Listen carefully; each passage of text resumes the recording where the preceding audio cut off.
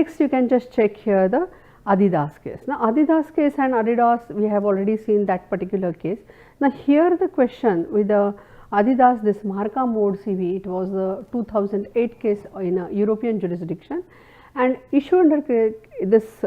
particular case was that use of a 3 stripes which are there in the that Adidas logo, that whether that 3 stripes, if competitor use, whether they are like a causing any trademark infringement. Now